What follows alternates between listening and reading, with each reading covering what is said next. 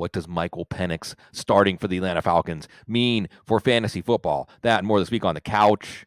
When we need answers, we consult an Oracle, Matt F. the Oracle, otherwise known as Matthew Freedman from Fantasy Life. Good to have you back here on the couch.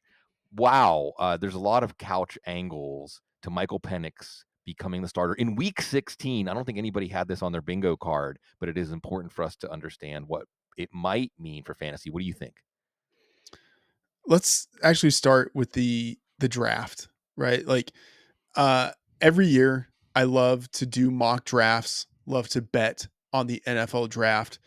This past year, I had my first losing season betting on the draft, and so much of it was because Michael Penix Jr. went number 8 to the Falcons.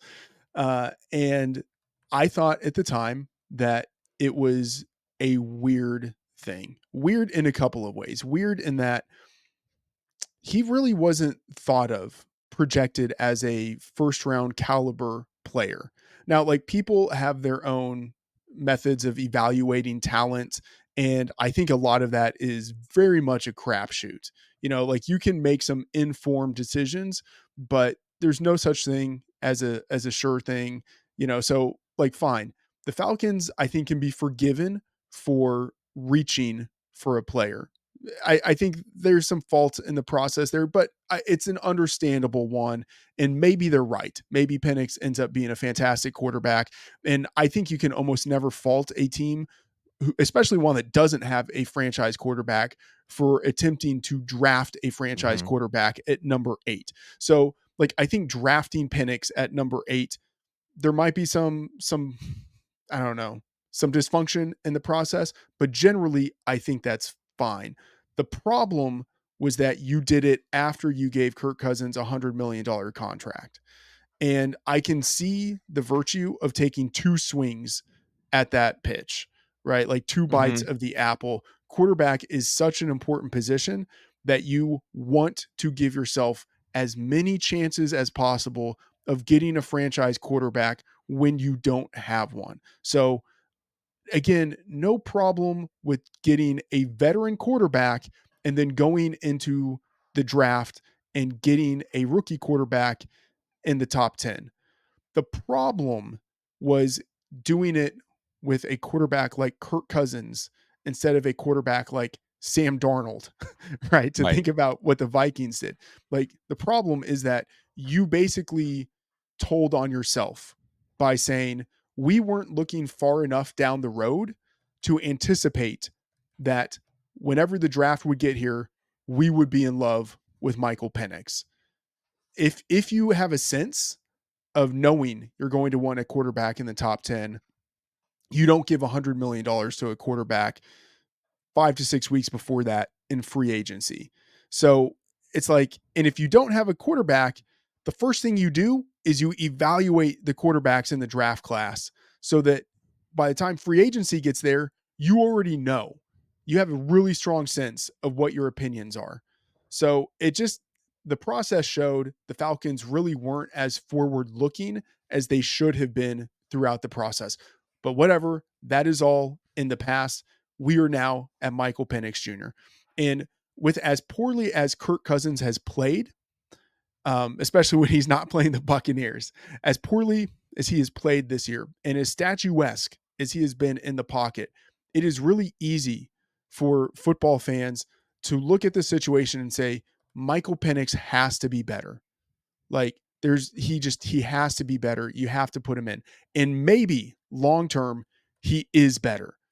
But you look at the betting markets, and the betting markets will tell you whoever's putting money into this does not believe that Michael Penix Jr. is better than Kirk Cousins right now.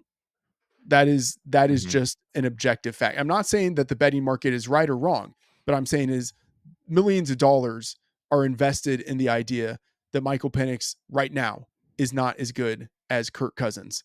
The line has moved in favor of the Giants. The line for the number of points scored in this game has moved down.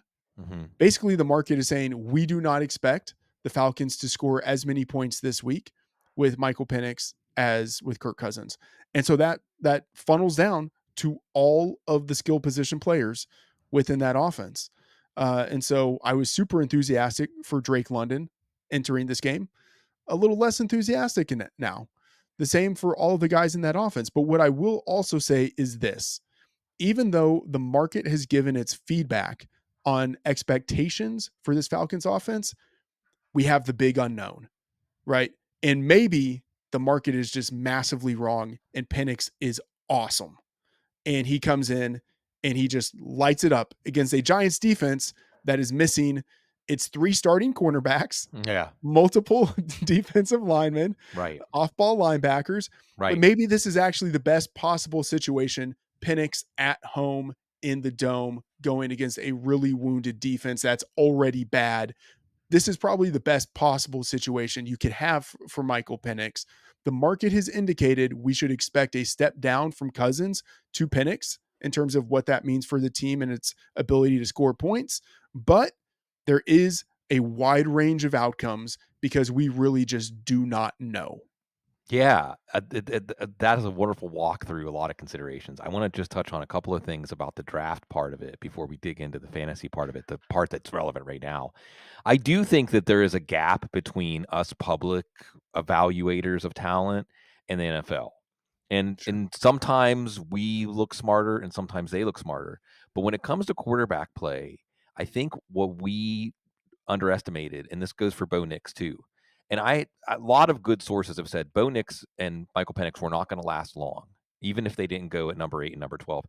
And man, we could look back and say maybe 6 quarterbacks in the first 12 wasn't crazy. In fact, maybe it should have been 6 quarterbacks in the first 7. Maybe it should have been 6 quarterbacks in the first 8 picks based on how these quarterbacks have played so far. Mhm. And I think with both Penix and Nix, and I think this is going to be really fascinating to watch. I was talking about this on a show with Theo Greminger earlier this week on his show, Press Coverage, that with the transfer, with college football basically being everybody's a free agent from year to year, can quarterbacks take advantage of that and basically make their own quarterback development plan by playing in different systems, playing under different coaches, getting a lot of reps because you're getting paid. There's no urgency to get to. In fact, in some cases, you're going to probably get paid more than you get your signing bonus when you're a first round pick. But when you look at the actual salaries, it's not great. When you Mhm. so Michael Penix had a ton of reps in different systems. And Yeah. the other information we have now is that it doesn't look like his receivers elevated him. It looks like he elevated his receivers. It doesn't look like his offensive coordinator elevated him, although Seattle's been through a lot of bumps in the road. So maybe we shouldn't say that's a closed case yet with Ryan Grubb. But at least it isn't like the Washington wide receivers have just gone gangbusters and the Seattle offense is one of the Yeah. whiz offenses of 2024.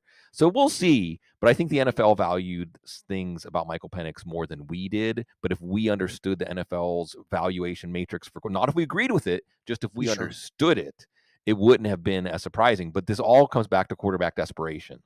And when Yes. you don't have one, you really want one. Now, and you very concisely said something Adam Harstad said, basically, like it's okay to take more than one swing. And if you're right, it doesn't matter, right? Adam always goes back to the Cowboys taking Troy Aikman and then the next year taking Steve Walsh, basically taking quarterbacks with the number 1 overall pick 2 years in a Yeah. row. Yeah. Does anybody go back and say, what a horrible decision? How Yeah. dare they? They set the franchise back for decades. No, like you said, take as many swings as you can because quarterback desperation, especially when you're the Falcons wandering through the desert and you're wondering about Arthur Blank, right? Saying like, get me a quarterback. I don't care. The checkbook's open. Do whatever you have to do. So when you say that the decisions don't quite add up together, it may be because of the urgency coming down from the top saying, get a quarterback. Okay, get Yeah. Kirk Cousins. Zach Robinson says, I can work with Kirk Cousins. He knows the offense already. There's not going to be any ramp up period. And it's Arthur Blank's money. So, and I love the way you use statuesque in a negative way. That's one of the first times I've heard it used that way. I think it's great. He's statuesque in a bad way. So for this week, I wonder if Michael Penix is going to have like a Jordan Love line, right? Like 16 for 20, 200 some yards, maybe multiple touchdowns. Not a lot of volume, but of high efficiency. And you also do wonder, I mean, it's funny how you say that the betting market is saying they're going to score. It's a step down. Did they watch them only score 15 points against the Raiders? like just a couple of nights ago. Yeah. And there also could just be this sense of like if within the locker room, in the collective mindset of the team, they know Kirk Cousins is limited. I mean, the coaches knew. They're calling runs on 1st and 10. And you can look at the stats on how often Kirk Cousins has been stationary, like you said, in the pocket compared to other quarterbacks. It's striking. They knew his limitations. The players must know the limitations, and they know what Michael Penix can do too. So this could be fun, but I think Drake London has to stay in. Okay, let's play some boom bust. I'm just going to throw a whole bunch of boom bust wide receivers at you, and it can be Okay. this can be about Darnell Mooney, but it can be about these other guys, because I think people are going to be looking at these receivers this week and saying, "What do I do? I'm going to potentially plug in one of these guys as a flex or wide receiver 3." Okay, Darnell Mooney is one. Tank Dell playing on Saturday at Kansas City. Rashad Bateman coming off a 2-touchdown game playing on Saturday against Pittsburgh. Marvin Harrison Jr. going to Carolina. And I guess let's throw Xavier Worthy in there too on the other side of that matchup. Who stands out, if anybody, as someone that you'd either strongly negative, strongly positive? Because when you look at these guys, it is tough. But we're here to take a stand. We're here to take some of the load off of fantasy football players. How can we do that with all these boom bust receivers? So you mentioned Marvin Harrison, and he, to me, is still at the top of that list of boom bust guys. And maybe that's wrong. You also mentioned Darnell Mooney, you mentioned Bateman, Tank Dell, and Xavier Worthy. I still have Harrison at the top, and a lot of it, and by at the top of that cohort, I mean still a wide receiver 3, a low end Yeah, wide receiver 3, and you're hoping for the boom, and a lot of it is matchup driven. I like a lot of Cardinals this week going against the Panthers. James Conner, hmm especially with Amari DeMarcado out and potentially Trey Benson dealing with an injury, James Conner could go off. Um, McBride has been amazing this year. Hasn't scored a receiving touchdown yet, but at some point it's going to happen. Why not this week, especially since the bye? He's had double-digit targets every week. I mean, he's basically putting up wide receiver caliber numbers at the tight end position. He is the number one pass catcher in that offense, not Marvin Harrison. But given the matchup against a Panthers defense that is really bad, bottom 3 against the pass, I still think that Marvin Harrison, with presumably the talent that I think he has, and then with the matchup, I would still have him ahead of Darnell Mooney and the other wide receivers that you mentioned. But I mean, it is a little bit of of sure. pick your poison here with these Yeah, guys that you truly. mentioned. Yeah, but Harrison for me still at the top of that list. Pick your poison is a perfect way to describe these kinds of decisions, because it could be poison to your lineup, Yeah. or it could be the reason you win. It could be the reason you win.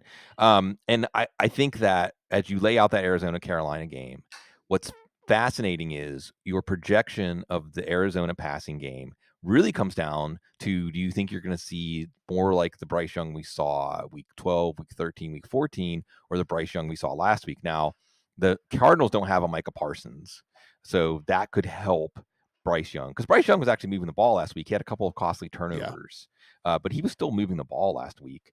And I think that if Bryce Young does a better job keeping the Panthers in the game than he did against the Cowboys, although Cooper Rush threw 3 touchdowns last week. And this also comes back to Kyler Murray. If you're looking at Kyler Murray as a boom bust play, which is what he has been, it in some ways hinges on Bryce Young. But I think the big circle, especially for DFS players, is James Conner, who for the Hmm. second year in a row looks like he's going to save his best football for December, which is, it's kind of a lead into one of the biggest stories of fantasy football this year, which is the aging running backs. Yeah. Throw your running back age curve in the trash this year, Yeah. because, and not only that, you would think older running backs like James Conner, well, he's going to wear down as the season goes on. Last year he didn't. He was a league winner last year late in the season, and he is primed, because the Panthers' run defense is just terrible right Yeah. now. And Marvin Harrison, it's just, you want him to get those big plays, because you're right, it's matchup driven in the sense that part of the reason he didn't do much last week was Christian Gonzalez, who's a budding superstar on the defensive side of the ball, and and Arizona's not doing much with Marvin Harrison to put an emphasis on him in the game plan, so that okay, maybe Christian Gonzalez is lined up against him, some percentage of the snaps, but on the other snaps, we're trying to get Marvin Harrison going. No, they did that a couple of weeks ago, but not last week. So let's just do real quick, like lightning round style. Just want to step through these guys, and Matthew, you can give me kind of. I always like to do like cold, cool, lukewarm, warm, hot.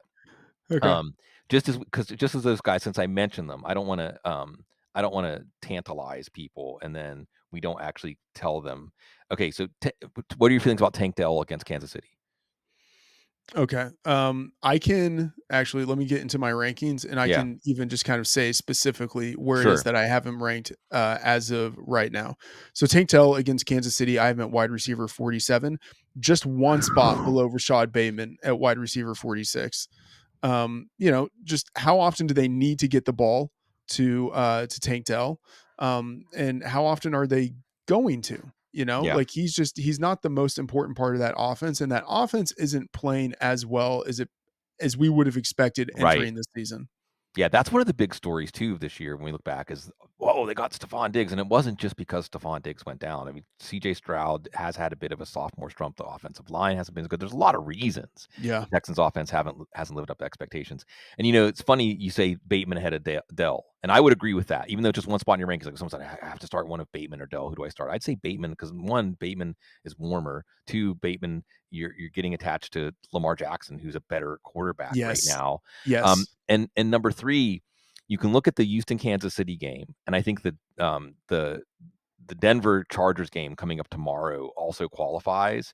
I don't know if you watch a lot of boxing, Matthew, but sometimes there's certain fights you watch, and it's mostly the referee telling them like, "Come on, break it up, punch to get out of the clinch," like where they just kind of like throw some conservative punches and then tie each other up, and then it yeah, goes to the judges' scorecards, right? yeah, Like that's the kind of fight I think Houston Kansas City is going to be with a banged yeah, up Patrick Mahomes, right? I think that's yeah, the kind of fight that the Chargers and Denver is going to be too, where there's not going to be fantasy football ceiling games. They're just not going to happen with the kind of game script, and I think that's another reason to go away from Tank Dell. I want to introduce another. So we touched on Bateman. I want to introduce another name to this conversation. Let's just go ahead and talk about some of the thorny wide receiver questions. How bold, speaking about that Arizona Carolina game, how bold should we be if we picked up Jalen Coker this week? Whew. So I write an article each week that's like Freedman's favorites, and I run through all the different positions. And Coker, I will say it's context dependent. Coker is one of my quote unquote favorites this week, but he's a favorite of mine in that like he's a desperado flyer. You know what I mean? But missed weeks 12 through 14 with that quad injury, looked good last week in his return from action. 84% route rate. So like when they were dropping back, he was out there running routes. And that's, like the first thing that you're really looking for. And then especially with Xavier Legette injured, dealing with the groin issue, we would expect Coker once again to have a full workload. And what I like about Coker is that earlier in the season, when Thielen was on IR, Coker was playing in the slot. Now Coker is playing a little bit more outside. So he has good inside outside versatility, Mhm. which gives him a better chance of sticking on the field, especially in 3 wide receiver sets, but in 2 wide receiver sets as well. So I think Coker is a really intriguing option. And you look at the number of routes, the number of targets that Adam Thielen had, Coker was just a little bit behind him. Yeah, And he looked, I mean, this is nothing to take away from Thielen, but he looked much more explosive. I thought, just in terms of like, quote unquote, watching the tape, I sure. thought he looked more explosive. And given the matchup, the Cardinals are bottom 3 in pass success rate on defense. I think it's intriguing. And you mentioned earlier, some of what we might expect or hope for from the Cardinals kind of hinges on how much we get out of Bryce Young and the offensive pressure the Panthers are able to put on the Cardinals. I do like Bryce Young this week, and that flows down for me to Jalen Coker. And so I like it's not like I'm saying, hey, start him ahead of like Jawan Jennings or like start him Sure. ahead of Lad McConkey or Right. something like that. But like Could I see Jalen Coker outperforming expectations and finishing as like a low end wide receiver too? Yeah, like I could see that happening. Yeah, tell yourself a story where in this tier, these boom bust wide receiver 3 flex types, it's so much easier to tell yourself a story where Jalen Coker wins your week for you than Tank Dell or Rashad Bateman. Yes. Or and I'm gonna toss out a few other names. But Coker is one of the types of plays, like every iteration I do this week, Matthew, when I do my projections and my rankings, I feel like I'm going to move him up a couple more spots. And I'm going to move him Yeah. up a couple more spots because he's good. The thing people need to know is undrafted free agent out of Holy Cross, the NFL messed up. I mean, give Dan Morgan, give the Panther staff credit for this. The Yeah. NFL messed up. And they gave him like 200 some thousand guaranteed. So they went and got him. They saw Yeah. Jalen Coker fall out of the draft and said, we got to get this guy. Jalen Coker is good. He is good at. He's the best downfielders. He is a better downfield receiver than the guy they took in the first round. He's going to, and I Yeah. don't just mean right now. I mean Yeah. he's a downfield receiver, but like you said, he's a versatile receiver. And I'm going to talk myself into telling people to play Jalen Coker over a lot of receivers, like you said, not over Juwan Jennings, not over Lad McConkey. But let's talk about some wide receivers. That go ahead. Marvin Harrison. We just talked Sure. about. I I mean, look. Yes, I am going to play Marvin Harrison ahead of Jalen Coker, but there will be a significant part of me that Oh just yeah. knows, okay, Jalen Coker is going to outplay Harrison this week. Yeah, well, it's part of it is, and I think let this inform you because I know that Jalen Waddle broke out like right when we were going to give up on him, and then he got hurt again. No fault of his own. He was just standing by a pile and got rolled up on. But I do think the "What have you done for me lately?" Janet Jackson kind of test in fantasy football is a good one when you get down to these difficult decisions. And I do want Yeah. to take a step back and say anybody who's still alive in Week 16, we're going to give you our help and blame us if we help you to a bad decision and pat us on the back if we help you to a good decision. But you should trust your instincts because your instincts got you this far. Yeah. And I do think being informed by like the last three, like Deebo Samuel is a good one. Yeah. So let's just jump in right there because I feel like if I'm trying to, this will be the week Deebo Samuel looks like the old Deebo Samuel. What am I doing? Why am I calling my? What is that based on? Just that I hope it's going to happen. How aggressive should we be? Are we playing guys like Coker over Deebo Samuel this week? Man, I mean, that is a great question. I I don't think I could do that. I just that like it is a mental warp. Like I do not have the mental fortitude to make that move. But what I will say is that I can entirely see it happening. And like in our rankings, those guys are not all that far apart from each Right. other. Like I would say they are in the same tier, which even like a month ago would have felt unthinkable. But I have Deebo at wide receiver 39. I have Jalen Coker at wide receiver 49. Easily a guy who's wide receiver 49 could outperform my Right. number 39 wide receiver. That's not like a stretch at all. Like these guys are in the same tier. And I would say like it is the sort of aggressive risk seeking perspective that would say, I'm going with Jalen Coker. Like, and I can get behind it. I don't have I that get it. Yeah. decision making fortitude. You know what I mean?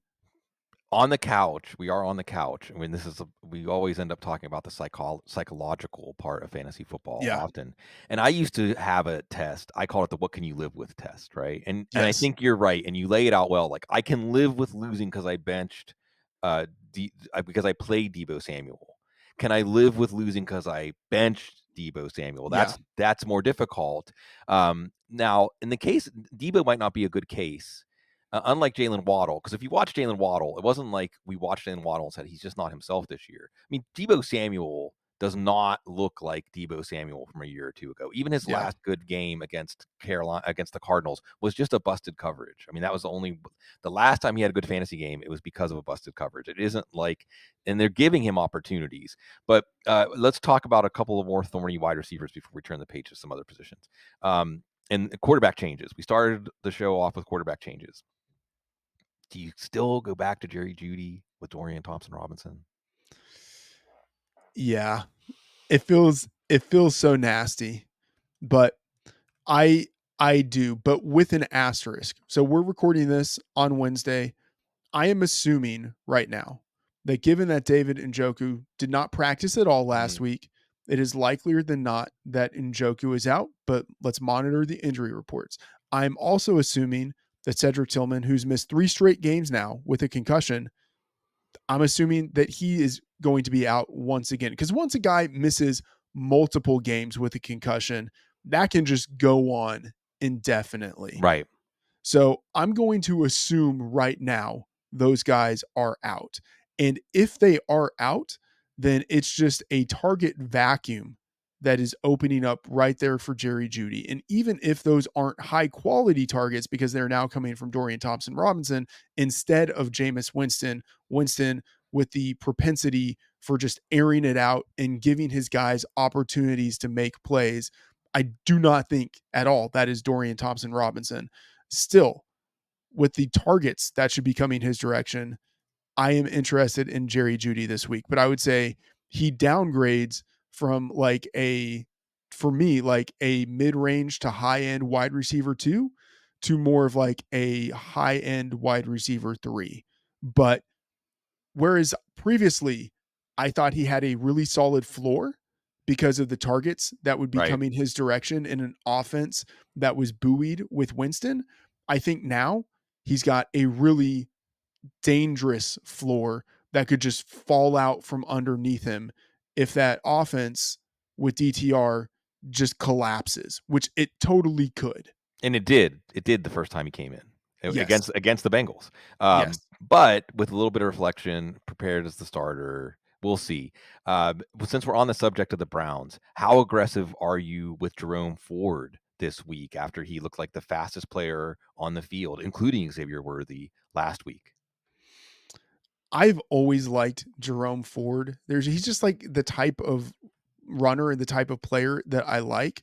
So I would be like probably a little bit biased and like predisposed to want to invest fab into him, to want to try to get him into my lineup. I have him right now, RB19 in half PPR formats. So I would say more often than not, I think you are starting him. Now, part of this is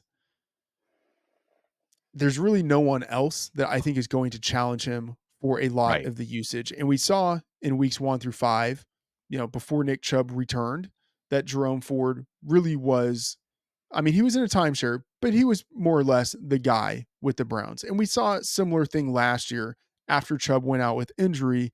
I thought Ford had spurts where he looked really good.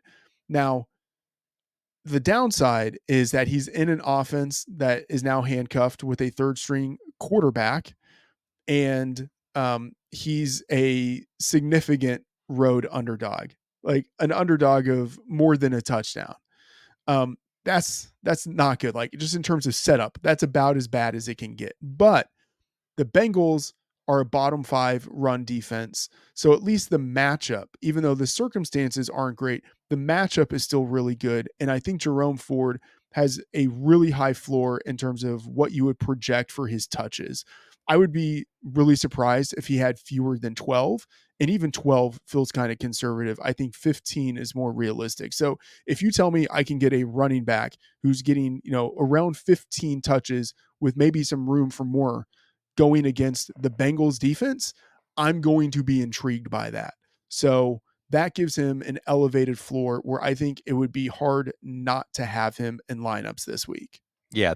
And again, go back and watch that play because I think one of the other things I was really excited about Sincere McCormick before he got hurt, partially because these running backs don't have a lot of wear and tear Yeah. going up against defenses that do, because Jerome Ford looked like Adrian Peterson pulling away from the Chiefs defense last week. Yeah. I mean, he looked like, wow, this guy's got a lot of juice going into Yeah. week 16. And you're right, if David Njoku is out, and there's a lot of ifs, but it's Wednesday, so we'll know more. But if David Njoku's out, then Jerome Ford's set up to get the passes that Dorian Thompson-Robinson probably can complete Yeah. consistently, right? Okay, let's do so using Ford. You said running back tonight. Go ahead. 1 second. I just wanted to piggyback on what you said there. I think it's a great observation with these younger running backs who already have fresher legs, who were coming in at the end of the season, who now are super fresh. It feels like a reliever coming Yes. in baseball who can just throw straight heat because he hasn't pitched in a few days, and like he's, he just, it's like 1 inning, 2 innings, he Right. can just give it everything. And it's like Yep. these young running backs, like they're playing for their future. They're trying to make a good impression, and they're at the advantage of they haven't played yet, or they haven't played often this year. So they are just fresher and they can come in and just give it everything. I love that idea with Jerome Ford. Yeah, and to extend the baseball analogy, it's like the hitters that the reliever's facing. It's for them, it's like the 19th inning. Yes. They're worn out. That's Yeah. part of why. That's Yeah. part. Much like fantasy football rewards the fantasy football GMs that endure, that keep chopping wood and persevere. There's some of that for the team that ends up winning the Super Bowl Yeah. because they're playing so tired. But let's do same thing we did with uh, wide receivers, but with running backs. And it doesn't have to be strictly compared to Jerome Ford. You can just give me like the 50 words or less, whatever. Because there's a lot of, it's funny, Matthew, like a month ago, you'd say, wow, everybody has at least two. Some people have three running backs that they want to play every single week. And now here we are in week 16. It doesn't feel that way. Yeah. Doesn't feel that way. So let's talk about some running backs. And we can use, and if you want to throw Kendre Miller in, Kendre Miller if Alvin Kamara is out, because he Hmm. also gets into this conversation. But let's talk about some of the other running backs that people are going to be weighing against Jerome Ford and Kendre Miller. Let's start with Rhamondre Stevenson playing up in the cold in Buffalo. Ooh, that's a good one. So on the one hand, the Bills this season have been pretty generous to opposing running backs in terms of the amount of points that they allow. That said, I don't think we're going to see many points from that Patriots offense. And the Patriots on the road, playing in Buffalo, cold weather game with the potential for snow, which makes you think, all right, maybe they lean into the running game a little bit more. But I mean, this is an offense that legitimately could score 10 points, you Right. know? And if that's the case, it makes you really hesitant to be starting any running back in that situation. So think about Jerome Ford. As bad as the situation is for him as a road underdog of 7.5 points, the Patriots are road underdogs of 14 points. Right. I mean, like we should have very little expectations for everyone in that Patriots offense. I would go with Jerome Ford ahead of Rhamondre Stevenson. Yeah, and I like the way you're doing this analysis because I think every fantasy player out there that is facing these tough decisions should do this in the way you did, where basically you're saying, okay, are there scenarios where we're going to regret putting Rhamondre Stevenson on the bench? Boy, it doesn't seem like there are many.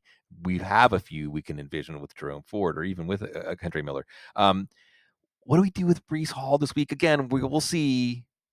What do we do with him this week, Matthew? Yeah, I mean, I have Brees Hall still behind Jerome Ford, Yeah. and yeah, have to see, how healthy he is.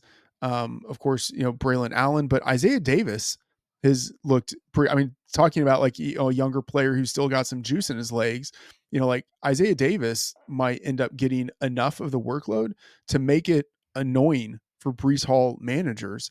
And so, yeah, I have Brees Hall behind Jerome Ford, which I never would have anticipated, but that's where we are. That's like a classic week 16 kind of thing. Yeah. Well, what we have to lean into week 16 are things like that. When analysis leads us to that, and then the only thing that's stopping us from going all the way is, well, in August this would have sounded crazy. Well, then just do Yeah. it. Then just do it because we don't need to be backwards looking right now. Speaking of, is this the week after what we saw last week? Is this the week that we turn the page on Tony Pollard and say it was great? He helped get us here. He's probably not going to help us get to the next week. Yeah. There's the injury with Tony Pollard. Mm-hmm. So, I mean, uncertainty as of now, if he even plays. I do think that the change in the Titans offense from Will Levis to Mason Rudolph is a really big deal Mm-hmm. because Will Levis would have those backbreaking interceptions that would cut short the drives for the Titans. And Mason Rudolph, even if he doesn't have the same theoretical ceiling that Will Levis had, he also doesn't have that same floor where he will just throw a ton of interceptions. At least, I mean, look, I'm saying this and maybe Mason Rudolph throws like 5 interceptions this weekend, but I just think he doesn't sabotage that offense the way that Will Levis did. And so from that perspective, I think it's actually a good thing for the offense. But Pollard with the injuries is just a different situation entirely. So again, I have Pollard one spot behind Brees Hall, and I have him behind Jerome Ford. Yeah, and based on what we hear in the practice reports, because like you said, we have to see what the Tony Pollard practice reports are, although that might not be that useful because they were playing him even without practicing, and he looked good. Yeah. But he did leave briefly with an ankle injury last week. He was not efficient as a runner, 17 for 45. And then the last part is that Tyjae Spears finally looked like the Tyjae Spears we had Yeah. pictured when they were going very close to each other in fantasy drafts back in August. So where this could lead you to is good setup for running back scoring. We're not loving Tony Pollard because, like you said, Mason Rudolph is going to make this offense boring, but at least not self-inflicted harm to, Yeah. and the Colts are limping into this game. So maybe Tyjae Spears. And let me take a step back and say one of the underrated skills of fantasy football that matters so much at this time of year is looking at your matchup and looking at your opponent and saying, do I need ceiling or do I need floor? Am Yeah. I a favorite? Do I want to just lock in? Hey, Tony Pollard's more likely to get 8 or 10 points than Tyjae Spears, but Tyjae Spears is more likely to, what did he have last week? He had 20 points just as a receiver last week. So Tyjae Spears is more likely to give you 20 points. And these are the kinds of things you have to weigh. And look, we're going to have a game on Thursday. We're going to have 2 games on Saturday. So going into these Sunday matchups, you're going to have at least some idea of where you stand based on those. Like, when you knew that Cooper Kupp gave you a 0 last week, you could adjust based on that. And Yeah. by the way, just really quickly, since we didn't talk about, you play Cooper Kupp this week, right? I would restore Cooper Kupp back to where I had him and just say most of what happened last week in that game, the Rams in San Francisco, ignore it. I love that you mentioned Cooper Kupp there. Yeah. He's a guy that I did write up for my favorites piece. And without question, last week was devastating. It's like if you are listening to this and you have Cooper Kupp, you might be dead. Like he, he definitely, it was like Voldemort with a killing curse. That is what Cooper Kupp did to Yeah. your lineups last week. But even so, Kupp has 45 targets in his 6 full games with Puka Nacua this year. 355 yards, 4 touchdowns receiving. You project that out, and it's like, oh, this guy has over 1,000 yards and 10 touchdowns on the year if you're projecting that out, and that's including last week's game. This feels like a spot where Sean McVay and Matthew Stafford try to get Kupp the ball to get him involved and to kind of cleanse the palate Yeah. from last week. And going against the Jets are vulnerable in the secondary. They are dealing with cluster injuries back there. So cornerback Michael Carter, who plays in the slot, he exited last week with a back injury. DJ Reed, who plays on the perimeter, he was out last week with a groin injury. Brandon Eccles, one of their top backup cornerbacks, he was also out. And then free safety Jalen Mills exited with a chest injury. Like they could legit be without 3 starters in the secondary and a top backup. And so that just means like a great situation for that entire passing offense for the Rams. And I think because of what happened last week with Kupp, we see the pendulum swing back in the other direction to where they are sure to get Kupp involved early and often in this game. Yeah, I think that, again, don't overthink it. Cooper Kupp, if you survived Cooper Kupp 0, Cooper Kupp should be in your lineup. And even though it's cold, I think the Rams pass offense is going to be back in effect. I just think the Rams are such a fascinating team. Yes. Look, they control the division now. And should anybody be shocked if the Rams go to the Super Bowl this year? I don't think so. The NFC is pretty wide open. Go ahead. One of my favorite offseason bets last year, I think it was 75 or 80 to 1, was Rams to win the Super Bowl. Obviously, it did not happen, but it was a fantastic way to lose money. And I feel like I am in that same mindset this year. Not much is different in terms Nope. of the offense. The offense might be even better this year than it was last year. The defense has certainly taken a step back with no Aaron Donald, but if you have an explosive offense, if you have a top 10 quarterback, you have a top 10 head coach, Yeah. a team can win a Super Bowl. And the Rams have that. So yeah, could the Rams, especially in a pretty even NFC, Right. could the Rams make the Super Bowl? Absolutely. Yeah, assuming the Rams are I was saying this, on Sunday on our show. Assuming the Rams win the division, any of the top 6 seeds, it looks like the 7 seed is probably gonna be Washington or Atlanta. Yeah. I mean, that'd be a Yeah. fun story for either of those rookie quarterbacks, but, there's a reason the rookie quarterbacks never won a Super Bowl. But any of the other 6 teams, including Tampa, including Green Bay, Yeah. including the Sam Darnold-led Minnesota Vikings, and of course Detroit and Philadelphia, um, of course any of those teams could make the Super Bowl. And you laid it out well because like you got Sean McVay and you got Matthew Stafford. They played the Lions down to the end last year. The Lions Yeah. played the 49ers down to the end of last year. And so this is going to be fun. And I think you're going to see the Rams looking like a well-oiled machine. On the other side of that, going back to what I was saying about ignore that slop fest that kicked off week 15. Is there a result to not ignore when we look at Isaac Guerendo's workload? Do we look at, I mean, I would say, and you can tell me this is your lie detector. Um, Isaac Guerendo doesn't belong in the conversation we're having about all these other running backs. He's, I think, more like running back 12 to 15 Mm-hmm. and a guy that should almost definitely be in your lineup. Yeah. I have him at running back 16, right behind Jonathan Taylor, right ahead of Aaron Jones. I think it would be hard if you had Guerendo not to start him. Like if you are not starting him, it's because you are blessed at the position. You Yeah. know, like you have 3 locked in studs to where it's like, oh, I have Chase Brown and Derrick Henry and Kyron Williams. I'm set. You Yeah.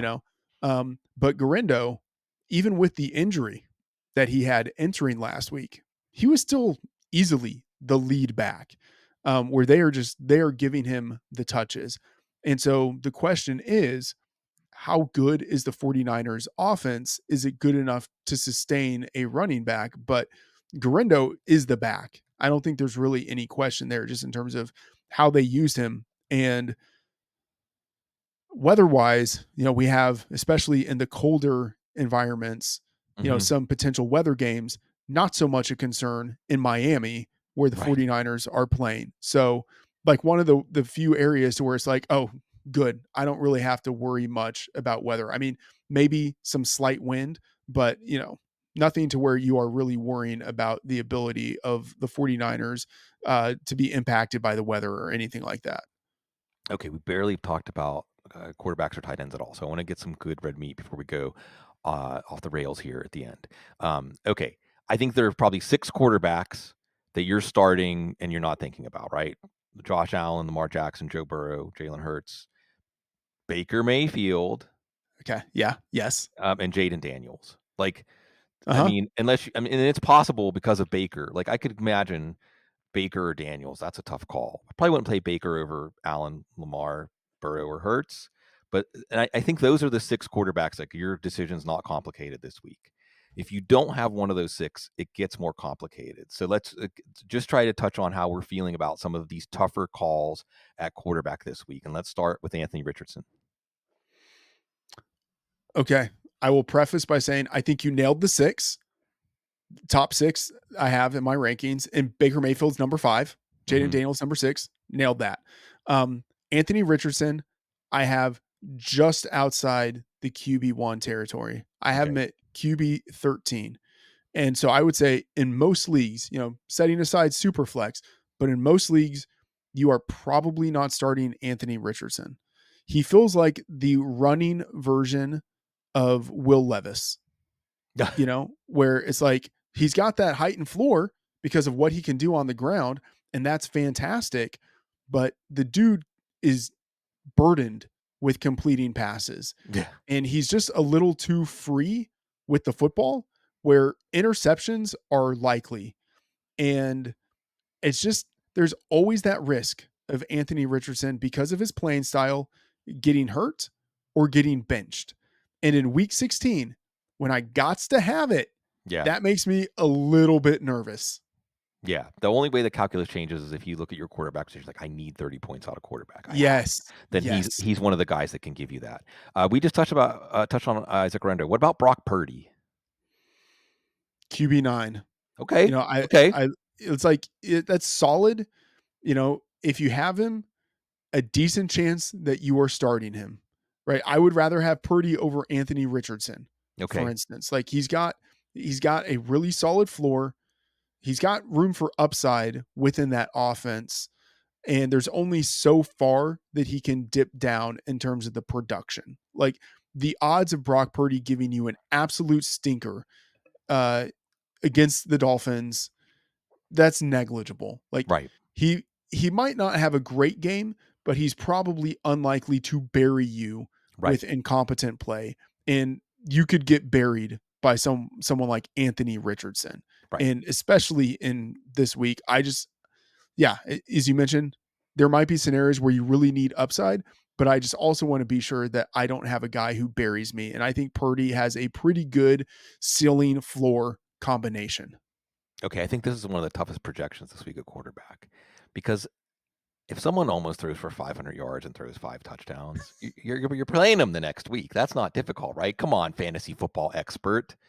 But Jared Goff is playing. Now, there's no wind or precipitation in the forecast as of this moment, but it's going to be cold.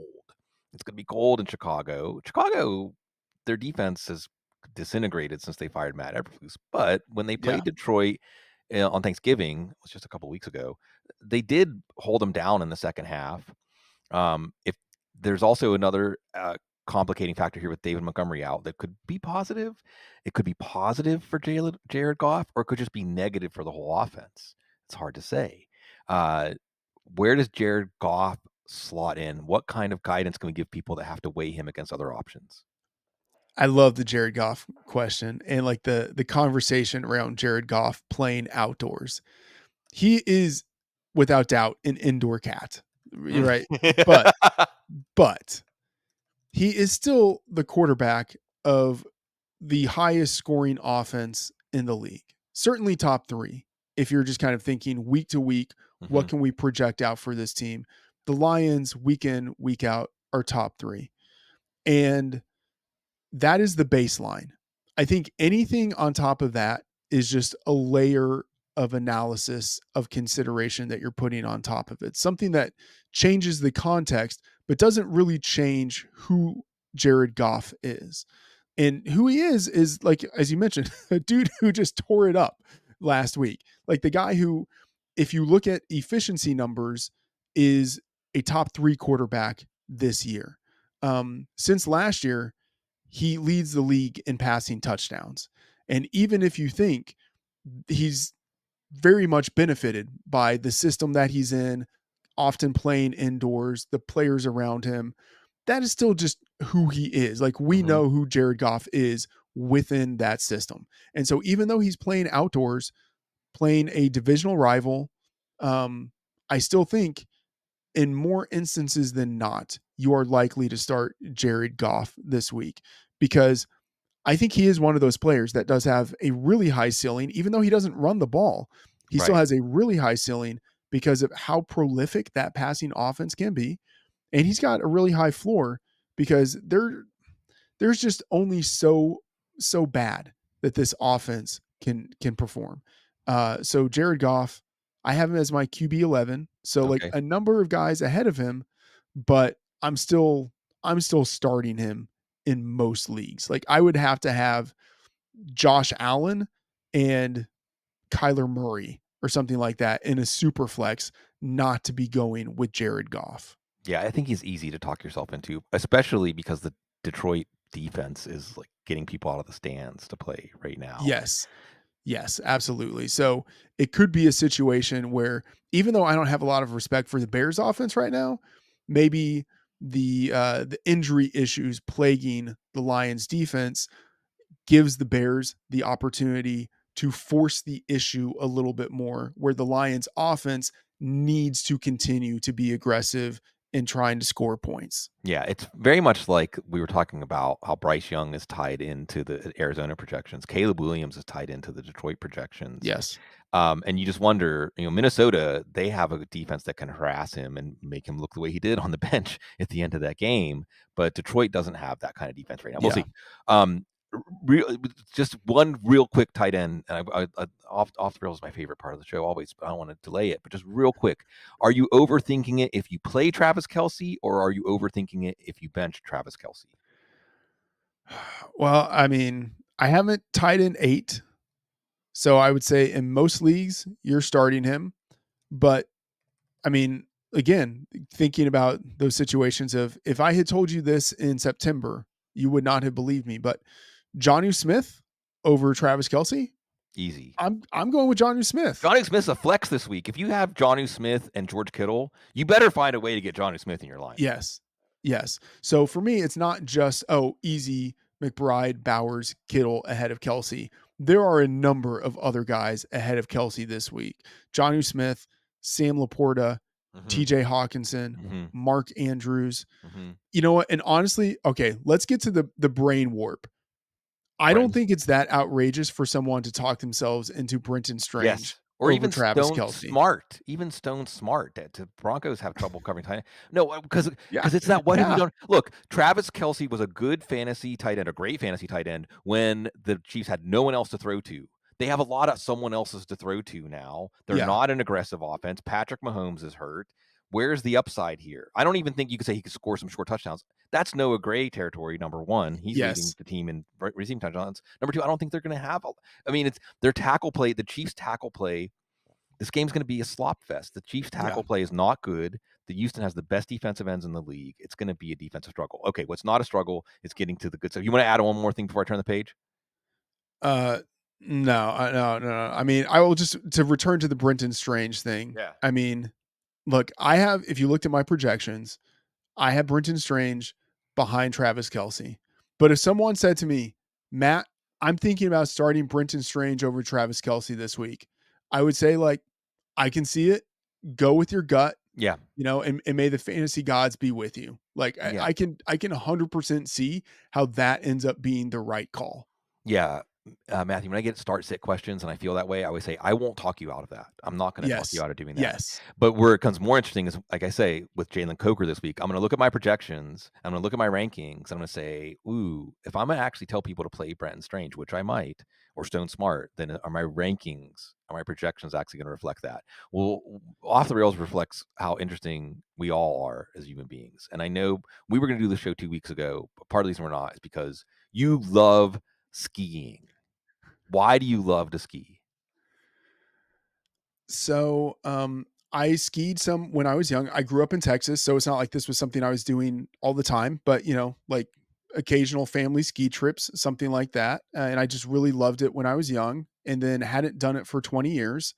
And then moved to New Hampshire, and in an area, New Hampshire, where there are a lot of mountains nearby, and it gets cold, it gets snowy here. It's kind of a thing to do, to exercise a little bit and to enjoy being outdoors while it's still really cold. And I found that it's something that is super meditative for me, where I don't know, Sigmund, if you've ever walked in a labyrinth. But how it kind of circles back on itself as you're walking through it. And, or if someone ever prayed a rosary or something like that, there's this kind of cyclical process of you ride the lift up the mountain.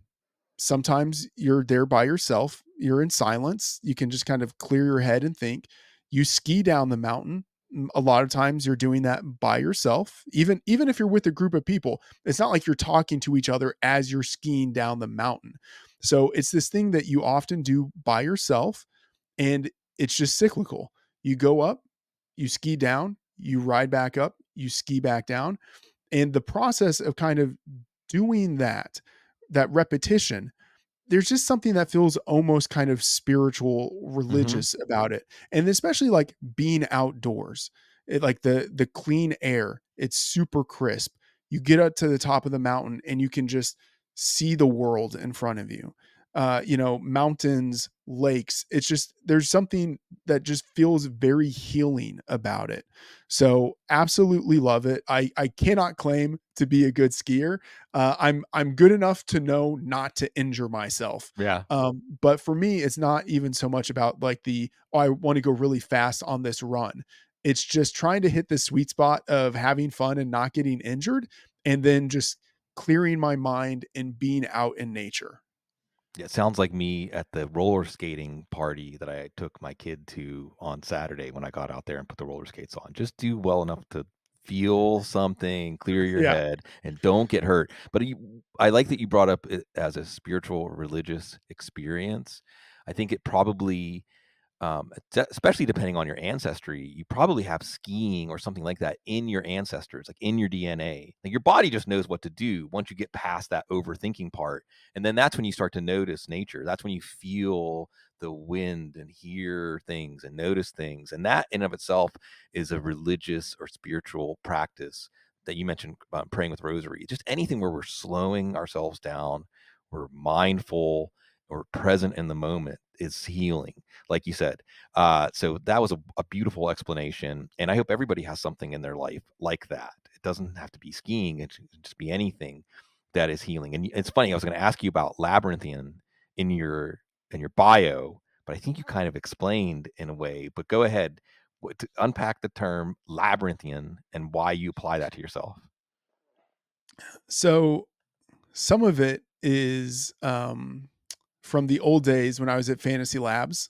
Okay. I had a piece that I would write called The Labyrinthian, which was more of a sort of free flowing piece. Like oftentimes it would wrap back into fantasy, but it was not like hey, here's who I'm sitting and starting, and here's how I view this matchup, but sort of like kind of a philosophical Hmm. approach to thinking about fantasy. And a labyrinth, for the people who don't know, some people think of it as a maze. It's not a maze, because like a maze has dead ends and you're trying to kind of solve the puzzle as you're going through it to get to the center. A labyrinth is a clear path where you enter into it, and it kind of loops back and forth and kind of folds in upon itself, and you eventually reach the center. And it's meant to be a meditative process. And so the labyrinthian article that I wrote was something like that, where you just kind of are meandering through it. You don't really Hmm. know for sure where it's going, but you trust that you keep on walking the journey, that you're going to get to Right. a center.